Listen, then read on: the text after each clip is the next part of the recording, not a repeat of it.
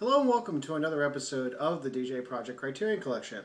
And here we're going to talk about Spine 261, Fanny and Alexander, directed by Ingmar Bergman, 1982.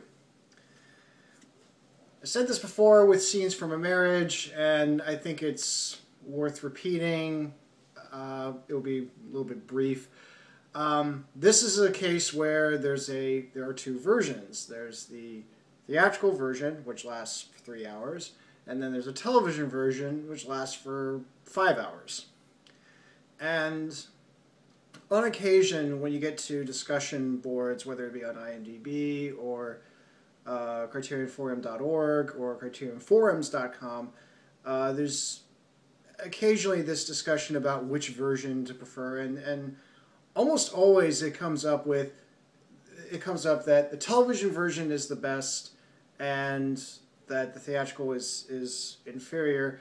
I get sick of it because, for me personally, the way I watched Fanny and Alexander was I started with the theatrical version first, because in that sense it gives me a whole layout of what the story was going to be. And then I watched the television version, and not only it reinforced the story, but also the additions.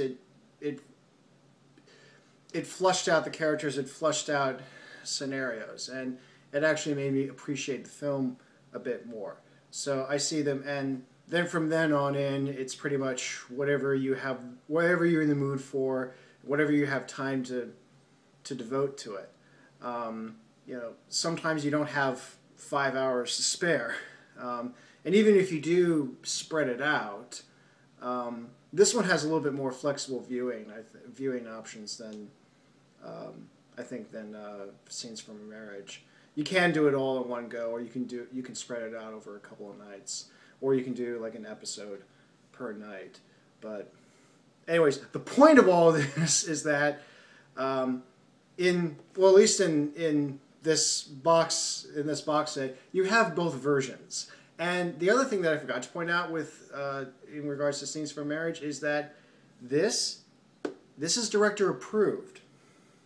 Ingmar Bergman put both versions on there. And yes, he may have his own preferences, but the fact that he put both of them on there shows that it really shouldn't matter. It's all about personal preference, and it's not that one is inferior to the other.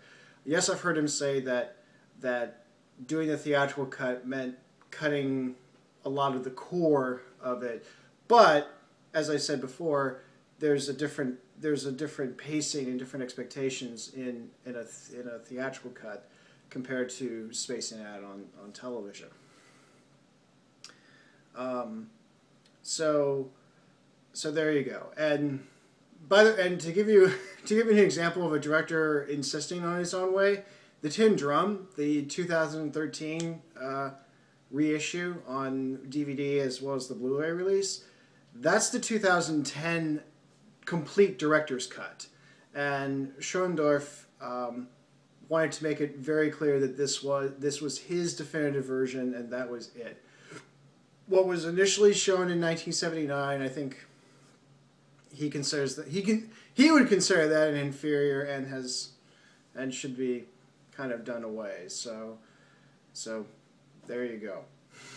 Anyway, enough of that.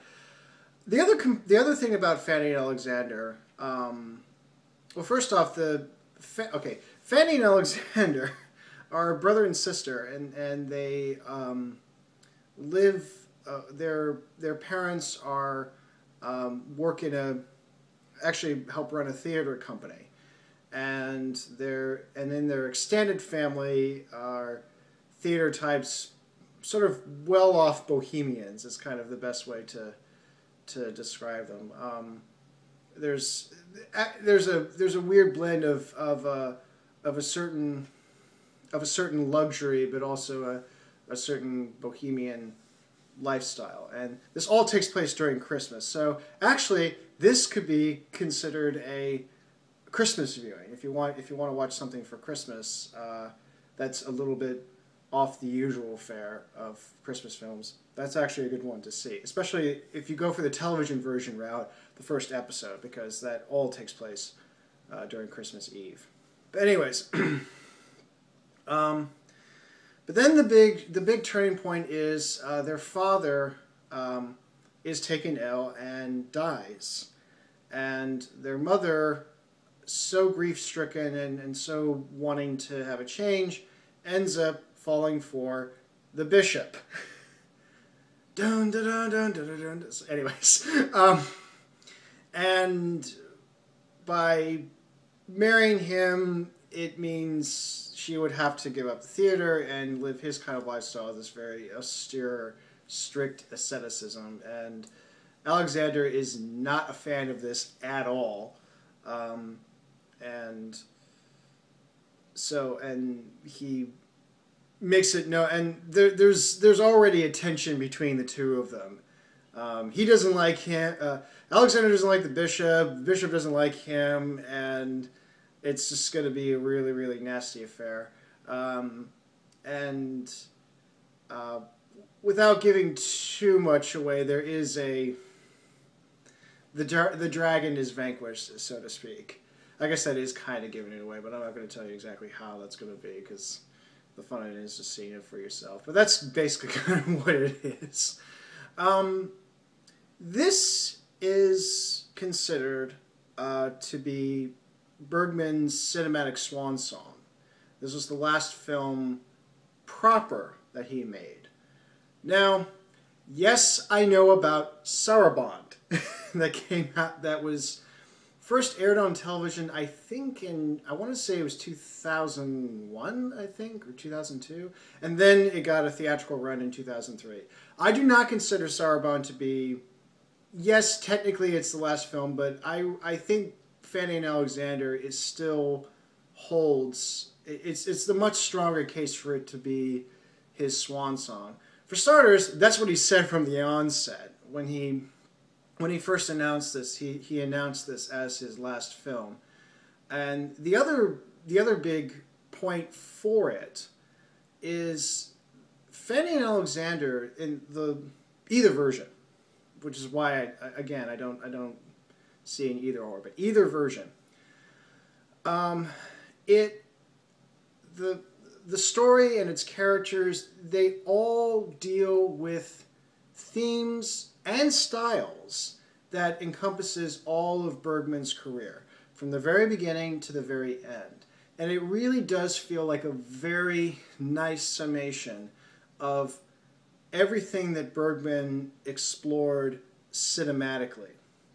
Whether it's the very stark, expressionistic, heavy symbolism of, say, The Seventh Seal or Wild Strawberries, whether it's the more psychological realism that you find in, say, Winter Light, or Cries and Whispers, or Scenes from a Marriage, whether it's the more comedic moments that you find in Smiles of a Summer Night. It's kind of all there. It's all there, played out. Whereas Saraband is very, very limited. In fact, it's pretty much a sequel to Scenes from a Marriage. And when you have a varied career, it's odd to have something that is so narrowly focused to be the swan song.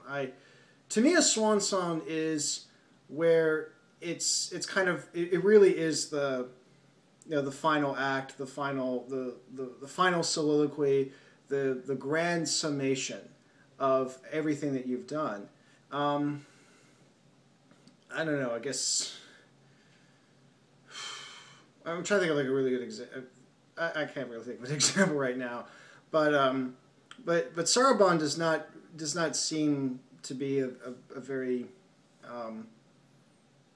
it doesn't fulfill that same role as Fanny and Alexander does. So, and yes, I have not, and also this is a little bit of a caveat. I have not seen Saraband, but I've read, from what I've read of the synopsis and the descriptions, I kind of go, man, this doesn't really feel like a swan song. And then especially when I heard that it was it was more of it was a it was actually a continuation of the of Marianne and uh,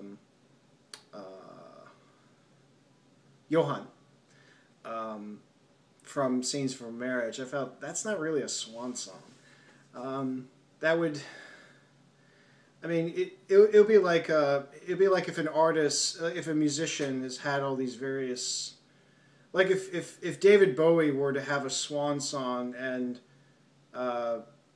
which I know that he's put out singles this year, so that's kind of a bad example. But let's suppose that his last album, not necessarily Heathen, but something is a summation of everything that he has done. Like you get a little bit of his glam period, you get a little bit of his Berlin period, you get a little bit of his pop period, all these things, and that's considered the last album. And then a few years later, he released another album that's just a pop album. But that's I would definitely consider that his last album, but not a swan song. So that's really kind of it. And yes, I'll be honest, because there were several titles that I haven't watched in a while. This one I didn't give a viewing, and actually, when you get to the next episode, you'll know why. This one had to be kind of in the back burner, but the one moment that really stands out for me in Fanny and Alexander, and this doesn't spoil anything.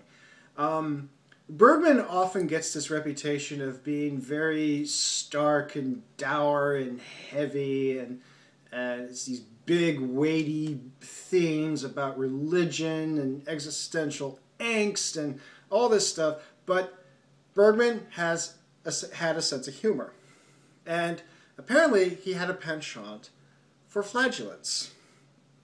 And there is a moment in the first part of the story where it's Christmas with the Echdals, where one of the uncles is known for his flatulence demonstrations, and so there you go.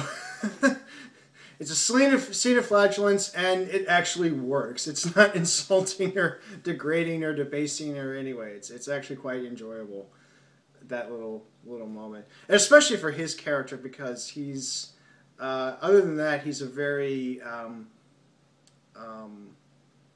he actually has kind of a sad story where he's constantly in debt, and he ended up marrying somebody from Germany, and it was this very, very romantic, big R relationship, and they're almost like at each other's throats most of the time. So this one little moment of flatulence actually gives him a little bit, gives him a moment of smiles, and but yeah, it really is kind of all there. It's pretty much everything that everything that you've ever seen of Bergman or liked of Bergman. It's all there in this one film, and it does feel like a great way to end the film side of things. Of course, Bergman would go on. He would continue to work in theater. He would continue to write material for television, and that's where the Sarabande thing came from. So, and I find it kind of ironic that Sarabande, like Scenes from a Marriage, was also begged to be shown in theaters, because everybody's like, oh, because Bergman has this great international reputation, and he did this, and we gotta put this out in the theaters. So, there's just some things you can never get away from. So, but anyways, so like I said, the box set has both the television and the theatrical version. It also has the making of Fanny and Alexander, which was a documentary that Bergman made about the making of Fanny and Alexander. It's quite different in approach, obviously, than Ingmar Bergman makes a movie that you find in the film trilogy set. But it's also a good window into the way Bergman works. And the thing about Bergman is that he was really big on rehearsing the actors and really getting the blocking down, and making sure that everybody moves in a way that it all fits within the frame, that it feels true to the characters. It feels natural. It's not overdone. It's the right amount of emotion. And oh yeah, speaking of emotion, the other memorable part of Fanny and Alexander was after the father dies, and it's in both versions, but you hear this, and I think it's a little bit longer in the television version, but the mother is by his body is laid out in what I don't want to say the living room, but I think in like it's supposed to be a parlor room, I think, but or maybe in a vestibule type. But anyways, but in this room, his body is laid out, and their mother is just giving this loud, piercing wail, which I think it's the sound that's inherent in every woman. And you only hear it when they lose somebody they love very dearly, whether it's a husband or a child. It's that piercing wail that you can almost feel it. I mean, as I'm imagining this, I can just feel it just going down my spine in a not in like a shock, but just it's almost like taking a spear and just shoving it in the spinal column. You can tell that I've played some video games in my youth, but it's very piercing. It's a sustained shock, and when you hear that, and it's in that little moment. It's only about, I want to say it's about 20 or 30 seconds, and then it's a little bit longer in the television version. And actually, in the television version, Fanny wakes up and hears her mother screaming in the distance, and then they both get up. And actually, I will say this about the television version: you do get more of Fanny in the Fanny and Alexander.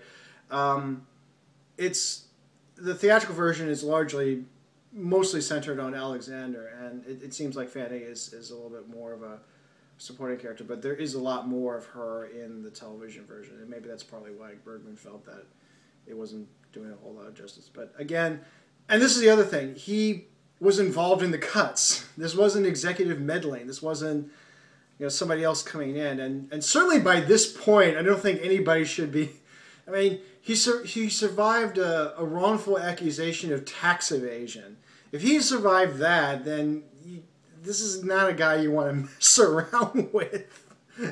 So he had a hand in this. This isn't a case where somebody else came in and messed around with it, and it was beyond his.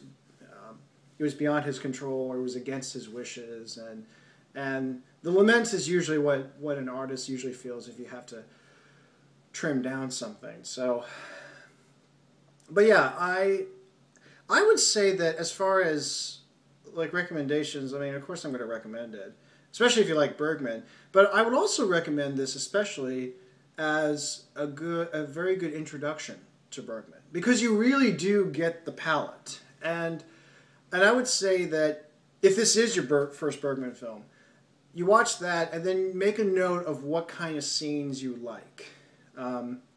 If you like more of the sort of the comedy scenes, like the comedy dell'arte, or I'm not even sure if that style gets played up in there. But if you like more of the comedy scenes, then chances are that you'll like the comedy films that Bergman did, like Smiles of a Summer Night and so on. If you like the more expressionist type films, you'll like The Seventh Seal and The Virgin Spring and The Magician. If you like more of the psychological realism or the emotional nakedness in some other moments, you'll like Scenes from a Marriage or Cries and Whispers. And it's all there. And I think the other thing, it's not just all the themes are there, but there are a lot of his troupe is there. Not everybody. Max von Sydow, for instance, is not there. And I think he very much wanted to do it, but I forget if he was available or there wasn't, or the part wasn't right. I think it was availability more than anything. But a lot of the actors that Bergman worked with were all there.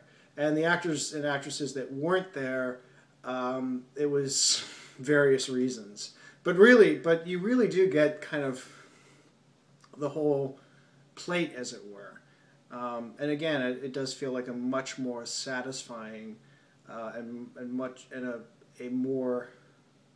it's a fuller swan song than, say, Saraband.